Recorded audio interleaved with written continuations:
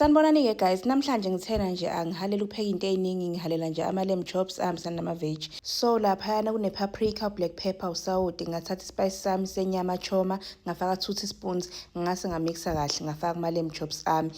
Before ufake ama-spices akho, wenze sure ukuthi ufaka amafutha kuwona, bese uyafaka ama-spices akho, umixe kahle. Bese uthatha ipani lakho, uwa-pan fry for 3 minutes each side. Bese masuwakhiphile ama-lamb chops akho, wenze sure ukuthi awuwachithi lawo mafutha ngoba uzowasebenzisa laphaya kuma-veg akho. So ama-veg ami ngiqale ngawastima ngaphandle kwa-anyanisi, wona engawastimanga.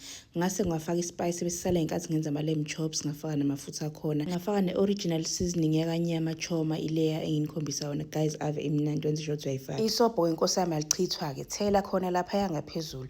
Ngase ngagrilla-ke for 4 minutes, bengingafuni ukuthi kuze kuvuthwe ukuthi ipiti. Upiti-ke konke kube isibondane, cha. Ungakhohlwa inkosi yami ukufaka i-barbecue sauce yakho lapha kuma-lamb chops. Omunye usisi bese lokho elunguza shuthi bese ejahe kuvuthwa.